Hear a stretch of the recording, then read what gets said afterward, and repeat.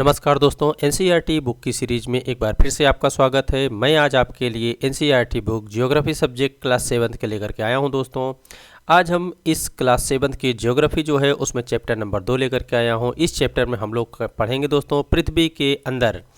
तो हमारी पृथ्वी के अंदर क्या है, पृथ्वी हमारी कैसी है, उसका आकार क्या है, उसके अंदर क्या क्या तत्व पाए जाते हैं और किस प्रकार हम इसके बारे में जानते हैं, ये सारी चीज़ें पढ़ेंगे दोस्तों। तो जैसा कि आप जानते हो, मैं एनसीईआरटी बुक की सीरीज़ चला रहा हूँ और एनसीईआरटी बुक की सीरीज़ में जो एनसीईआरटी की बुक लेकर के आता हूँ दोस्तों, मैं लाइन बाय लाइन पढ़ता हूँ और महत्वपूर्ण कंटेंट जो होता है उस पर अच्छे से डिस्कस करता हूँ और उसको मैं आपको समझाता हूँ। और ये जो एनसीईआरटी बुक की सीरीज़ चला रहा हूँ ये उन दोस्तों के लिए बहुत ही महत्वपूर्ण है जो सी टेट या किसी स्टेट टेट की तैयारी कर रहे हैं, उनके लिए बहुत ही महत्वपूर्ण है। साथ ही साथ अन्य वनडे एग्जाम में आपकी हेल्प करेगा दोस्तों। तो चलो हम आज स्टार्ट करते हैं हमारी पृथ्वी के अंदर। तो देखते हैं हमारी पृथ्वी के अंदर क्या क्या चीज़ है, पृथ्वी के अंदर कैसी स्थिति है और पृथ्वी हमारी अंदर से ठंडी है, गर्म है, कौन कौन से तत्व पाए जाते हैं, इन सब चीज़ों के बारे में आज इस चैप्टर में हम पढ़ेंगे दोस्तों। तो जैसा कि आप जानते हो, मैं लाइन बाय लाइन पढ़ता हूं, तो मैं स्टार्ट करता हूं दोस्तों। हमारी पृथ्वी एक गतिशील ग्रह है। इसके बारे में तो आप पहले से जानते हो कि हमारी पृथ्वी जो है एक गतिशील ग्रह है। एक ग्रह भी है और ये गतिशील है। और जो पृथ्वी की गति है वो दो तरीके से है, एक घूर्णन, दूसरा दोस्तों परिक्रमण। इसके अंदर यानी पृथ्वी के अंदर एवं बाहर निरंतर परिवर्तन होता रहता है। क्या आपने कभी सोचा है कि पृथ्वी के आंतरिक भागों में क्या है, पृथ्वी किन पदार्थों से बनी है? बिल्कुल दोस्तों, ये एक सोचने वाली बात होती है कि पृथ्वी के अंदर क्या है और पृथ्वी किन तत्वों से बनी है, किन पदार्थों से बनी है। इसी के बारे में आज हम लोग इस चैप्टर में पढ़ेंगे। तो देखते हैं आगे। आप यहाँ पे एक इमेज को देख रहे हो, इस इमेज को आप अच्छे से देखो। यहाँ पर आपको पृथ्वी, ये पूरी आपकी पृथ्वी है दोस्तों। पृथ्वी को जो है दोस्तों काट कर दिखाया गया। ये जो आप कलरफुल एरिया देख रहे हो, कलरफुल चीज क्षेत्र देख रहे हो, ये पृथ्वी का आंतरिक भाग दिखाया गया है। यानी कि पृथ्वी को काटकर पृथ्वी के अंदर की स्थिति कैसी है उसको दिखाया गया है। तो पृथ्वी के सबसे ऊपर आप देख रहे हो यहाँ पर परपटी है। तो पृथ्वी के सबसे ऊपरी सतह को परपटी कहा जाता है, जो स्थल मंडल होता है और जिस पर हम लोग रहते हैं, खेती करते हैं, घर बनाते हैं, उस क्षेत्र को क्या कहा जाता है? परपटी कहा जाता है। जो पृथ्वी के सबसे ऊपरी भाग जो कुछ किलोमीटर तक गहराई तक फैला हुआ है। उसके बाद परपटी के ठीक नीचे, तो परपटी आप जो देख रहे हो, आपको ऑरेंज कलर का जो है वो परपटी का क्षेत्र दिख रहा है। उसके बाद आपको येलो कलर का क्षेत्र जो दिख रहा है वो पृथ्वी का दूसरा स्तर आता है, दूसरा परत आता है। और अगर हम इसको और अच्छे से समझें तो पृथ्वी ऐसे परत दर परत है जैसे प्याज होता है दोस्तों। प्याज आप देखते हो, प्याज के ऊपरी परत को निकालोगे तो आपको अंदर एक और परत उसके अंदर दिखेगा, फिर एक परत मिलेगा, फिर एक परत मिलेगा। इस तरीके से प्याज हमारी कई परत में होती है। पृथ्वी भी कुछ हमारी इसी तरीके से परत दर परत है दोस्तों। और हर परत का, हर स्तर का इसका कुछ न कुछ महत्व है, उसमें कुछ महत्वपूर्ण चीज़ें पाई जाती हैं।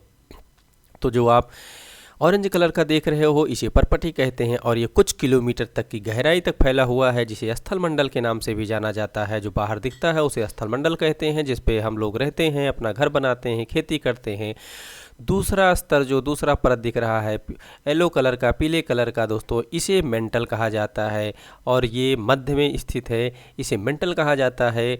ये परपटी से आपको चौड़ा दिख रहा होगा, परपटी से ज़्यादा क्षेत्र इसका दिख रहा है, तो ये परपटी से चौड़ा है और ये इससे ज़्यादा गहराई तक फैला है। उसके सबसे अंदर आप देख रहे हो लाल कलर, रेड कलर का जो लाल रंग से दिख रहा है दोस्तों, ये सबसे आंतरिक परत है पृथ्वी के अंदर का, एकदम मध्य वाला भाग है। तो इसे क्रोड कहा जाता है, सबसे आंतरिक भाग को क्रोड कहा जाता है। तो आप देख रहे हो जिस तरीके से ये लाल है, शायद पृथ्वी के अंदर इसी तरीके से लाल एकदम ज्वाला की तरह अंदर से पृथ्वी धधक रही है और यहीं से पृथ्वी के अंदर से ही जो लावा फटता है, जो मैग्मा निकलता है एकदम जलता हुआ, एकदम उबलता हुआ, वो मैग्मा कहीं ना कहीं यहीं से निकलता होगा, इसलिए इसे लाल कलर का दिखाया गया है। अब हम आगे देखते हैं थ्योरी पार्ट में और इसको साथ साथ में इसको भी देखते रहेंगे। और इस इमेज को आप अपने अंदर अच्छे से बैठा के रखो। ये इमेज आपको बहुत हेल्पफुल करेगा आगे पढ़ने में दोस्तों, और समझने में भी ये इमेज आपकी हेल्प करता रहेगा लगातार। इस चैप्टर में ये बहुत ही हेल्पफुल होगा आपके लिए। तो पृथ्वी का आंतरिक भाग देखते हैं। ये मैं आपको यहाँ पे इमेज के माध्यम से आंतरिक भाग के बारे में बता दिया हूँ, बता चुका हूँ। अब यहाँ पर इसको पढ़ करके देखते हैं। एक प्याज की तरह पृथ्वी भी एक के ऊपर एक सकेंद्रीय परतों से बनी हुई है। जैसा कि मैं भी आपको बताया, पृथ्वी भी हमारी प्याज की तरह है, उसी तरीके से यहाँ भी कहा गया है कि पृथ्वी भी प्याज की तरह ऊपर एक के ऊपर एक सकेंद्रीय परतों से बनी हुई है। पृथ्वी की सतह की सबसे ऊपरी परत को परपटी कहा जाता है। तो आप देखो, पृथ्वी की जो सबसे ऊपरी सतह है इसे परपटी कहा जा रहा है और इसकी गहराई कुछ किलोमीटर तक होती है। तो इसको आगे देखते हैं। यह सबसे पतली परत होती है। यह महाद्वीपीय यानी दोस्तों जो स्थलीय क्षेत्र है उसे महाद्वीपीय, यह महाद्वीपीय संहिता में 35 किलोमीटर, तो महाद्वीप में 35 किलोमीटर तक की गहराई पर पाया जाता है। यानी कि जहाँ पर भूमि देखने को मिलती है उस क्षेत्र में इसकी गहराई 35 किलोमीटर एवं समुद्री सतह में केवल 5 किलोमीटर। तो आप देख रहे हो, जहाँ पर सतह है, जहाँ पर सिर्फ और सिर्फ आपको स्थल क्षेत्र देखने को मिलेगा, वहाँ पे इसकी गहराई परपटी की 35 किलोमीटर गहराई तक देखने को मिल रही। लेकिन जहाँ पर समुद्र है तो समुद्र में सिर्फ और सिर्फ 5 किलोमीटर तक की गहराई तक देखने को मिल रही। इसका कारण ये है कि समुद्र में पानी बहुत तो गहराई तक रहता है, इस वजह से समुद्र में ये सिर्फ और सिर्फ 5 किलोमीटर गहराई तक देखने को मिलता है। महाद्वीपीय संहिता मुख्य रूप से सिलिका एवं एल्यूमिनियम जैसे खनिजों से बनी हुई है। तो दोस्तों आप देखो, जो महाद्वीपीय है जहाँ पे परपटी की गहराई 35 किलोमीटर तक है, वहाँ पर इस परपटी में जो खनिज पाए जाते हैं उसमें सिलिका और एल्यूमिना जैसे खनिज से ये बना हुआ है। जो महाद्वीप क्षेत्र है इन दो तत्वों से बना हुआ है, सिलिका से और एल्यूमिना से बना हुआ है, इसलिए इसे Cl, इसको शार्ट में Cl, C से सिलिका तथा L से एल्यूमिना कहा जाता है।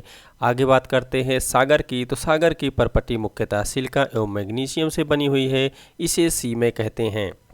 सी से सिलिका, में से मैग्नीशियम कहा जाता है। तो आप देख रहे हो, जो परपटी क्षेत्र है वो स्थलीय क्षेत्र में अलग और महासागरीय क्षेत्र में अलग। जो स्थलीय क्षेत्र है वहाँ पर सिलिका और एल्यूमिना से बना हुआ है, और जो समुद्री क्षेत्र का परपटी क्षेत्र है, समुद्र में जो परपटी क्षेत्र है वहाँ पर ये सिलिका और मैग्नीशियम तत्वों से बना हुआ है।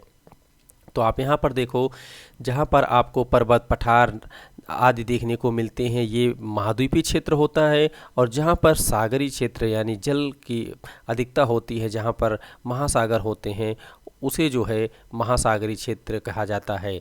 परपटी के ठीक नीचे मेंटल होता है। तो जैसा कि आप इमेज में देख रहे थे, इमेज में भी आपने देखा सबसे ऊपर परपटी था और परपटी के ठीक नीचे दूसरा क्षेत्र था जिसे मेंटल कहते हैं, जो येलो कलर का आप देख रहे थे होता है, जो 2900 किलोमीटर की गहराई तक फैला होता है। तो आप देखो दोस्तों, जो मेंटल होता है वो कितनी गहराई तक फैला होता है। और अभी आपने परपटी को देखा, परपटी सिर्फ और सिर्फ दोस्तों 35 किलोमीटर की गहराई तक फैला था, और वहीं पे मेंटल की गहराई आप देख रहे हो 2900 किलोमीटर, जो कि बहुत गहराई होती है, 2900 किलोमीटर की गहराई तक फैला है। और इसकी सबसे आंतरिक परत यानी पृथ्वी जो है, पृथ्वी की सबसे आंतरिक परत को क्रोड कहते हैं। क्रोड भी आपने देखा, जो लाल कलर का धधकता हुए लावा की तरह आपको दिख रहा था, वो सबसे आंतरिक परत क्रोड है। तो इसकी सबसे आंतरिक परत पृथ्वी की क्रोड कहा जाता है। तो जिसकी त्रिज्या यानी क्रोड की त्रिज्या दोस्तों 3500 किलोमीटर तक है। तो आप क्रोड की त्रिज्या देखो, क्रोड की त्रिज्या 3500 किलोमीटर है। यह मुख्यतः निकेल एवं लोहे से बनी होती है। तो ये जो है यहाँ पे निकेल एवं लोहे की अधिकता पाई जाती है, और ये निकेल और लोहे से बना हुआ होता है। ये पृथ्वी का सबसे आंतरिक एवं सबसे जो पृथ्वी के बीचों बीच में स्थित क्षेत्र है वहाँ की बात हो रही है। तो सबसे आंतरिक भाग जो है जिसे क्रोड कहा जाता है, उसमें निकेल एवं लोहे की मात्रा अधिकता पाई जाती है, और निकेल एवं लोहे से बना होता है, जिसे शार्ट में नीफे कहते हैं। नी का मतलब होता है निकेल और फे का मतलब होता है फेरस, इसे कहते हैं।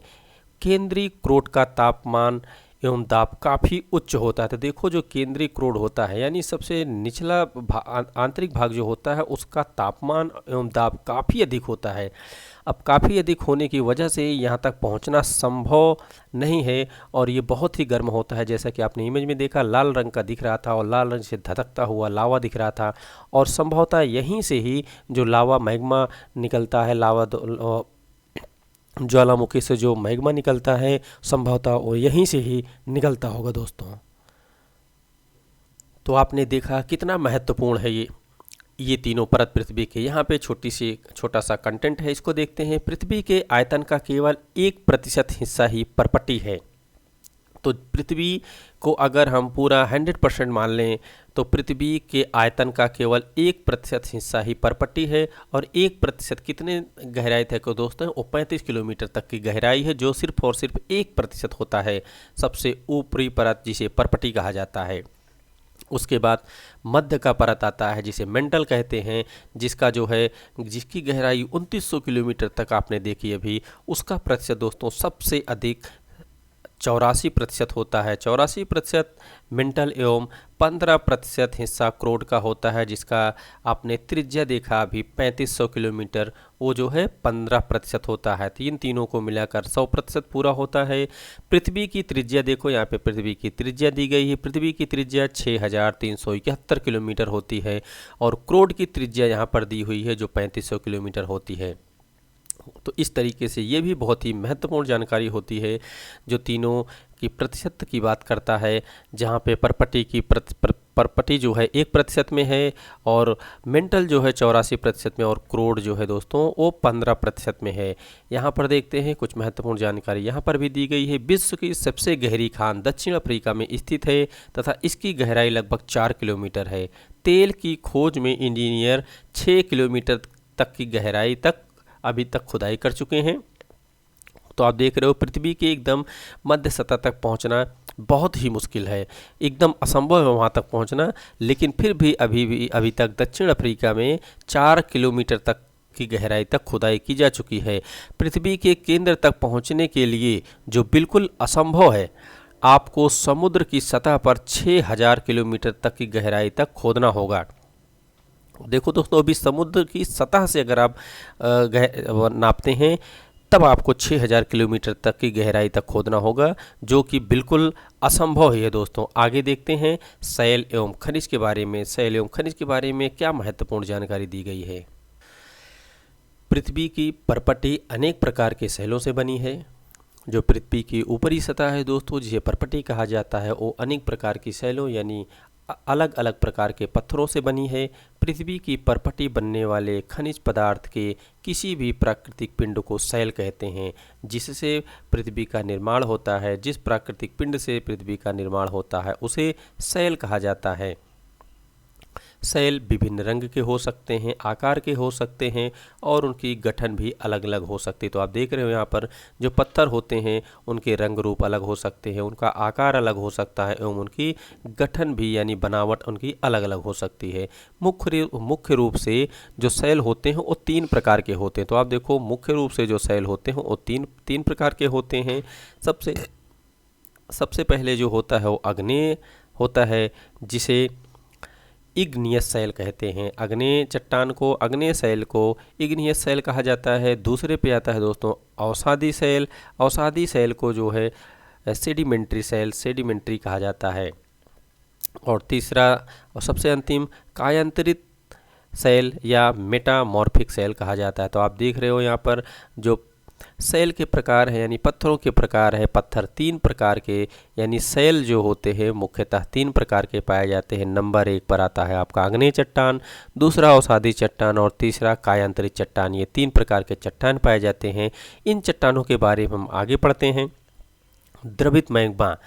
द्रवित मैग्मा ठंडा होकर ठोस हो जाता है। इस प्रकार बने शैल को आग्नेय शैल कहते हैं। यानी द्रवित मैग्मा जो ज्वालामुखी के अंदर से निकलता है एकदम जलता हुआ, जो प्लाज्मा स्थिति में जो बहता हुआ आपको दिखता है, ऐसी स्थिति को द्रवित कहा जाता है, यानी जो द्रव्य के समान होता है। ऐसा मैग्मा जब बाहर निकलता है एकदम गर्म रहता है और जब ठंडा हो जाता है तो इस प्रकार से बने शैल को इस प्रकार से जो पत्थर बनते हैं उस प्रकार के पत्थर को दोस्तों आग्नेय शैल कहा जाता है, जिसे इग्नियस शैल भी कहा जाता है। और इन्हें जो है प्राथमिक शैल भी कहते हैं, क्योंकि सबसे पहले इनका निर्माण होता है। तो इस प्रकार के शैल का जो निर्माण होता है इन्हें प्राथमिक शैल भी कहते हैं। आग्नेय शैल 2 प्रकार के होते हैं। अभी आपने देखा मुख्य शैल 3 प्रकार के होते हैं। अब हम यहाँ पे शैल में आग्नेय शैल को पढ़ रहे हैं। जो सबसे पहला शैल है दोस्तों, पहला पत्थर का रूप है और उसमें आग्नेय शैल है। तो आग्नेय शैल भी कितने प्रकार का है? आग्नेय शैल दोस्तों 2 प्रकार का होता है। 2 प्रकार से इसका निर्माण होता है, एक अंतर्भेदी शैल और दूसरा बहिर्भेदी शैल। और आग्नेय शैल को प्राथमिक शैल भी कहा जा रहा है यहाँ पे। अब हम देखते हैं आग्नेय शैल जो 2 प्रकार से होता है, अंतर्भेदी एवं बहिर्भेदी। देखते हैं अंतर्भेदी शैल कैसे बनते हैं और बहिर्भेदी शैल कैसे बनते हैं। तो अंतर्भेदी और बहिर्भेदी नाम से ही आप एक अंदाज़ा लगाइए कि अंतर्भेदी दोस्तों यानी कि ये अंदर की बात कर रहा है। तो जो भी पत्थर बनेंगे अंतर्भेदी शैल में वो पृथ्वी के अंदर जिसका निर्माण होगा उसकी चर्चा हो रही है, तो अंतर्भेदी शैल हो जाएंगे। जो पृथ्वी के अंदर जिस प्रकार के पत्थरों का निर्माण होगा। और बहिर्भेदी शैल वैसे शैलों को कहा जाएगा जो पृथ्वी के बाहर आकर के जिस पत्थरों का निर्माण होगा वो बहिर्भेदी शैल कहलाएंगे। तो आगे इसको देखते हैं इस बुक में क्या दिया हुआ है। NCERT 7th क्लास की जियोग्राफी बुक में क्या आप ज्वालामुखी से निकलने वाले लावा की कल्पना कर सकते हैं? वास्तव में आग की तरह लावा लाल द्रवित मैग्मा ही लावा है। तो आप देख रहे हो जो आग की तरह एकदम जलता हुआ द्रवित मैग्मा निकलता है उसे ही लावा कहा जाता है, जो पृथ्वी के आंतरिक भाग से निकलकर सतह पर आता है। तो देखो यहाँ पर भी बताया जा रहा है पृथ्वी के आंतरिक भाग से निकलता है और ये पृथ्वी की सतह यानी पृथ्वी के ऊपर आता है। जब द्रवित लावा पृथ्वी की सतह पर आता है यह तेजी से ठंडा होकर ठोस बन जाता है। परपटी पर इस प्रकार से बने शैल को बहिर्भेदी शैल यानी आग्नेय शैल कहते हैं। तो आपने यहाँ पे देखा जब पृथ्वी के अंदर से यानी पृथ्वी के अंदर से बाहर आता है और बाहर आकर के ठंडा हो जाता है, तो इस प्रकार के स्थिति को बहिर्भेदी आग्नेय शैल कहा जाता है। इसकी संरचना बहुत महीन दानों वाली होती है। उदाहरण के लिए बेसाल्ट का जो चट्टानें होती हैं दोस्तों वो बहिर्भेदी आग्नेय शैल होते हैं। दक्कन पठार बेसाल्ट शैलों से बना हुआ है। तो आप यहाँ पे देखो जो दक्कन का पठार है, दक्कन का पठार जो भारत के बहुत बड़े क्षेत्रफल में फैला हुआ है, वो दक्कन का पठार जो है वो बेसाल्ट जैसे शैलों से बना हुआ है। द्रवित मैग्मा कभी कभी भूपर्पट्टी के अंदर गहराई में ही ठंडा हो जाता। अब ये भूमि के अंदर ही जो मैग्मा ठंडा हो जा रहा है उसकी बात कर रहा है। अभी तक भूमि के ये मैग्मा भूमि के बाहर आ रहा था, जो बहिर्भेदी आग्नेय शैल बन रहे थे, जिसे बेसाल्ट चट्टान कहते हैं, जो दक्कन का पठार का निर्माण किया हुआ है, जिसके द्वारा अब ये भूमि के अंदर जब गहराई के अंदर भूमि में ही जो द्रवित मैग्मा ठंडा हो जा रहा है उसकी बात हो रही है। दोस्तों आप इसको समझिएगा, जब द्रवित मैग्मा कभी कभी भूपर्पट्टी यानी भूमि की परपट्टी, भूमि का जो सबसे ऊपरी परत है जिसे परपट्टी कहा जाता है, उसके अंदर गहराई में ही ठंडा हो जाता है। इस प्रकार बने ठोस शैलों को अंतर्भेदी आग्नेय शैल कहते हैं। अब ये भूमि के अंदर ही ठंडा हो जा रहा है तो ये अंतर्भेदी कहा जा रहा है। धीरे धीरे ठंडा होने के कारण ये बड़े दानों का रूप ले लेता है। ये जो है बड़े दानों का रूप ले रहा है और जो बहिर्भेदी शैल थे वो महीन दानों के रूप ले लेते थे। ग्रेनाइट ऐसे ही शैल का एक उदाहरण है। तो देखो जो आग्नेय चट्टान जो अंदर द्रवित मैग्मा ठंडा हो रहा था, जो पृथ्वी के अंदर ही जो जिस प्रकार के पत्थर का निर्माण हो रहा है वो ग्रेनाइट पत्थर बन रहा है, और जो पृथ्वी के बाहर आ रहे थे जो परपटी के ऊपर आके जिस पत्थरों का निर्माण हो रहा था वो बेसाल्ट जैसे पत्थर का निर्माण हो रहा था। एक उदाहरण है लेई मसाले तथा दानों का चूर्ण बनाने के लिए जिन अपघर्षण पत्थरों का उपयोग होता है वे ग्रेनाइट के बने होते हैं। तो आप देख रहे हो ग्रेनाइट पत्थर से यहाँ पे कुछ महत्वपूर्ण चीज़ें भी बनाई जा रही हैं, उसकी बात हो रही है यहाँ पे। शैल जो पत्थर होते हैं लुढ़क कर, चटक कर तथा एक दूसरे से टकरा कर छोटे छोटे टुकड़ों में टूट जाते हैं। बिल्कुल ऐसा होता है कि वो लुढ़क कर, चटक कर एक दूसरे जब टकराते हैं तो टूटते हैं। इन छोटे कणों को अवसाद कहा जाता है। जब ऐसी स्थिति बनती है उसे अवसाद कहा जाता है। ये अवसाद हवा, जल आदि के द्वारा एक दूसरे स्थान पर पहुंच जाते हैं। बिल्कुल ऐसा होता है, जब हवा चलती है तो ये पत्थरों के छोटे छोटे टुकड़े होते हैं या हवा के द्वारा, जल के द्वारा ये एक स्थान से दूसरे स्थान पर चले जाते हैं। जैसा कि आप नदियों में देखते हैं, बड़े बड़े पत्थर जो है नदियों के तेज बहाव में जो है एक स्थान से दूसरे स्थान बहकर चले जाते हैं और वहाँ जाकर जमा कर दिए जाते हैं या जमा हो जाते हैं। ये अदृश्य अवसाद दबकर जो है एवं कठोर होकर सैल के परत में बनते हैं। इस प्रकार के सैलों को अवसादी सैल कहा जाता है, यानी कि जो पत्थर होते हैं एक स्थान से दूसरे स्थान पर जाते हैं और वो दब जाते हैं और उसके बाद उस पर धीरे धीरे परत दर परत बनते रहते हैं और वो जब एक चट्टान, एक सैल के रूप में बन जाते हैं, एक वो काफ़ी मोटी परत हो जाती है, तो इस प्रकार के बने सैल को अवसादी सैल कहा जाता है। जब ये कट छट कर एक स्थान से दूसरे स्थान पर जाकर जमते हैं तब की स्थिति है दोस्तों। उदाहरण के लिए बलुआ पत्थर रेत के दानों से बनता है। इस सैलों में पौधे, जानवरों एवं अन्य सूक्ष्म जीवाणुओं जो कभी भी इन सैलों पर रहते हैं वे जीवाश्म भी हो सकते हैं। तो ये इनका निर्माण इस तरीके से होता है दोस्तों। आप समझिएगा कि जैसे जो पत्थर है वो हवा से, बारिश से एक स्थान से दूसरे स्थान पर गया, इसके पहले ये चटक कर, लुढ़क कर, टूट फूट कर जब ये छोटे छोटे टुकड़े हो जाते हैं और ये एक स्थान से दूसरे स्थान पर जाकर के इकट्ठा हो जाते हैं। जैसे मान लो कि कहीं ढाल है, ऊंचाई से पत्थर टूट कर ये ढालों पर जाकर चले गए।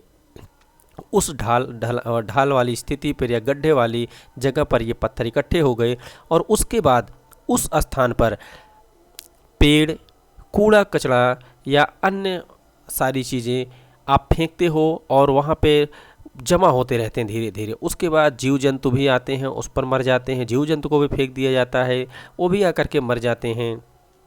तो ऐसी जगह को अब बाद में वो जब दब गया, बहुत नीचे जब वो पत्थर दब गया तो ऊपर से दाब पड़ा और नीचे से ताप पड़ा, तो ऐसी जगह पे दोस्तों बलुआ पत्थर का निर्माण हो जाता है। ऐसी जगह पर जो है सैल बन जाते हैं ताप एवं दाब के कारण। तो वहाँ पर जीव जंतु भी आ जाते हैं, पेड़ भी उग जाते हैं, वहाँ पे जानवरों को भी, जो मरे जानवर भी होते हैं, छोटे छोटे कीट पतंगे होते हैं, वो भी वहाँ पर मर जाते हैं। इसलिए उसे जीवाश्म भी हो सकते हैं। ऐसी स्थिति वहाँ पर हो सकती है। अग्नि एवं अवसादी सैल उच्च ताप एवं दाब के कारण कायांतरित सैलों में परिवर्तित हो सकती है। अब आप देखो, जो अग्नि एवं अवसादी सैल है दोस्तों, सैल उच्च ताप एवं उच्च दाब के कारण ये कायांतरित सैलों में परिवर्तित हो सकती हैं। जो चित्र 2.3 उदाहरण के लिए चिकनी मिट्टी होती है दोस्तों, स्लेट एवं चूना पत्थर संगमरमर में परिवर्तित हो जाता है। तो जो संगमरमर होता है ये जो कायांतरित सैलों से इसका निर्माण होता है। तो आप देख रहे हो, जब अग्नेय सैल जो होते हैं उसके बाद अवसादी चट्टान बनता है। अवसादी चट्टान के बाद ये दोनों ताप एवं दाब के कारण कायांतरित सैलों का रूप ले लेते हैं। आओ देखते हैं आगे। सैल हमारे लिए बहुत उपयोगी हैं। कठोर सैलों का उपयोग सड़क, घर एवं इमारत बनाने के लिए किया जाता है। आप पत्थरों का उपयोग कई खेलों में करते थे या करते हैं। उदाहरण के लिए 7 पत्थर, पिट्ठू वाला खेल, चिविड्डी, स्टापू पर किट, 5 पत्थर, गिट्टी आदि। आप अपने दादा दादी, माता पिता, पड़ोस आदि से पूछकर कुछ अन्य खेलों की जानकारी प्राप्त करें।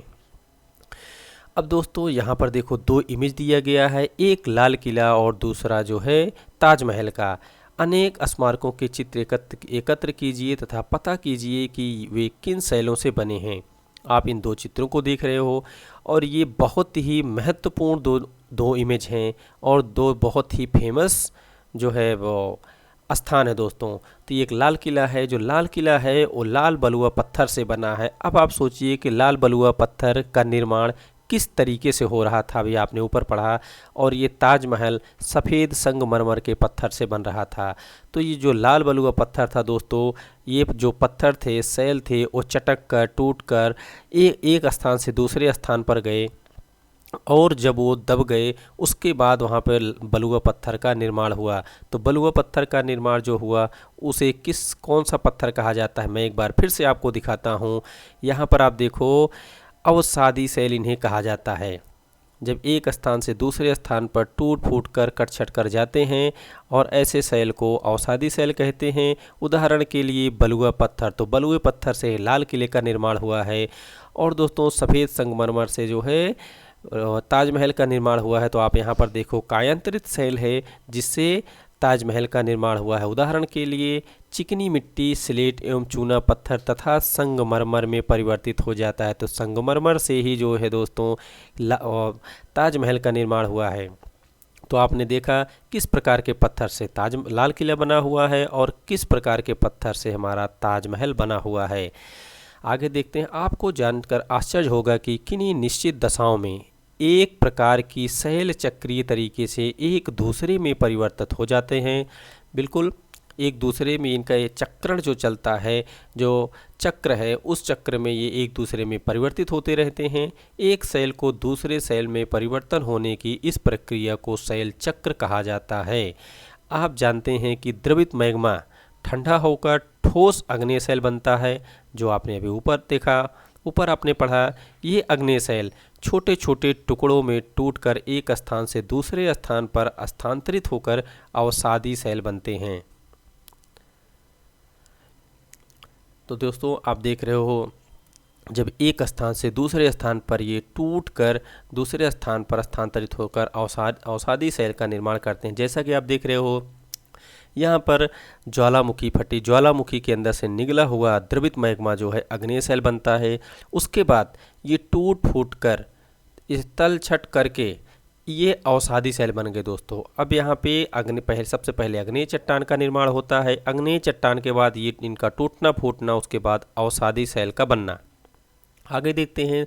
ताप एवं दाब के कारण ये शैल यानी अग्नेय एवं अवसादी। तो दोस्तों अग्नेय शैल एवं अवसादी शैल ये दोनों शैल जो होते हैं कायांतरित शैल में बदल जाते हैं। तो ये कायांतरित शैल दोस्तों, इन दोनों शैलों पर अगर ऊपर से दाब पड़ता है और नीचे पृथ्वी के अंदर अधिक ताप है और ऊपर से दाब पड़ता है, तो ऐसी स्थिति में दोस्तों पुनः ये पिघलकर कायांतरित शैल बन जाते हैं, इनका रूप बदल जाता है। तो ये अत्यधिक ताप एवं अत्यधिक दाब के कारण कायांतरित शैल पुनः पिघल कर द्रवित मैग्मा फिर से बन जाते हैं। तो आप देख रहे हो यही कायांतरित शैल जो है फिर से पिघल कर द्रवित मैग्मा बन जा रही है। यह द्रवित मैग्मा पुनः ठंडा होकर ठोस अग्नेय शैल में परिवर्तित हो जाती है। तो इस तरीके से आप देख रहे हो किस तरीके से शैल का चक्रण चल रहा है। शैल चक्र होता है, पहले मैग्मा निकला, अग्नेय चट्टान बना, अग्नेय चट्टान से तल छट करके दोस्तों अवसादी शैल, अवसादी शैल के बाद ये कायांतरित के बाद ये जो है फिर से द्रवित मैग्मा बन जाता है। कभी कभी ये अग्नेय शैल ही सीधे कायांतरित शैल में परिवर्तित हो जा रहा है, उसके बाद ये मैग्मा बन जाएगा। और दोस्तों तो आप देख रहे हो जिस तरीके से इसका चक्र चल रहा है, ये दोस्तों ऐसी स्थिति बनती है, इसी वजह से शैल का लगातार निर्माण हो रहा है दोस्तों। इसे चक्र शैल कहा जा रहा है, शैल चक्र कहा जा रहा है। शैल विभिन्न खनिजों से बनी होती हैं। खनिज प्राकृतिक रूप में पाए जाने वाले पदार्थ हैं जिनका निश्चित भौतिक गुणधर्म एवं निश्चित रासायनिक मिश्रण होता है। खनिज मानव जाति के लिए बहुत महत्वपूर्ण है। कुछ का उपयोग ईंधन की तरह होता है, जैसे कोयला, प्राकृतिक गैस एवं पेट्रोलियम। इनका उपयोग उद्योगों, औषधि एवं उर्वरक में भी होता है, जैसे लोहा, एल्युमिनियम, सोना, यूरेनियम आदि। ये इस तरीके से दोस्तों ये चैप्टर की जो थ्योरी पार्ट था वो ख़त्म होता है। इसमें कुछ महत्वपूर्ण कंटेंट जो थे ऊपर वो छूट गए हैं, उसको भी देखते हैं दोस्तों। जैसे कि यहाँ पे अभी एक शब्द आया था जीवाश्म। जीवाश्म के बारे में आपने देखा था दोस्तों, यहाँ पे कभी कभी जो अवसादी शैल जो होते हैं जिनका निर्माण होता है, जीवाश्म भी हो सकते हैं। तो जो जीवाश्म था, जीवाश्म के बारे में यहाँ पर देख लेते हैं।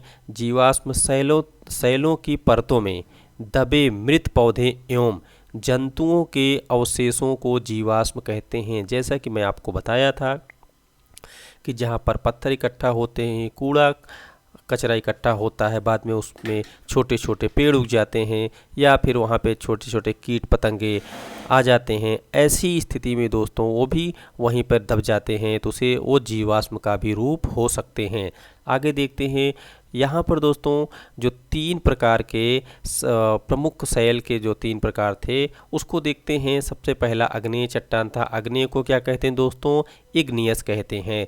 तो इग्नियस लैटिन शब्द है इग्नियस, जिसका अर्थ होता है अग्नि। दूसरा दोस्तों जो था वो था अवसादी चट्टान। अवसादी चट्टान को क्या कहते हैं? सेडिमेंट्री कहते हैं। तो सेडिमेंट्री लैटिन शब्द सेडिमेंटम, जिसका अर्थ होता है स्थिर। और तीसरा दोस्तों आता है कायांतरित चट्टान। कायांतरित को क्या बोलते हैं? मेटामॉर्फिक, ग्रीक शब्द मोटामॉर्फोस, जिसका अर्थ होता है रूप परिवर्तन। तो आप देख रहे हो मेटामॉर्फिक यानी कि कायांतरित चट्टान किस तरीके से अपना रूप बदल लेता है। इस तरीके से जो है आज का ये चैप्टर्स भी समाप्त होता है दोस्तों। तो एनसीईआरटी बुक की सीरीज में आज मैं आपके लिए ज्योग्राफी सब्जेक्ट क्लास 7th का चैप्टर नंबर 2 पृथ्वी के अंदर जो चैप्टर है उसको मैं आपके सामने लेकर के आया था दोस्तों। तो आज इस तरीके से ये भी चैप्टर समाप्त होता है। मुझे आशा है, नहीं पूरा विश्वास है कि आज का ये चैप्टर आपको पसंद आएगा और आपको हेल्प भी करेगा वनडे एग्जाम एवं सीटेट या किसी स्टेट टेट में दोस्तों। अब हम मिलेंगे अगले वीडियो में, तब तक के लिए जय हिंद।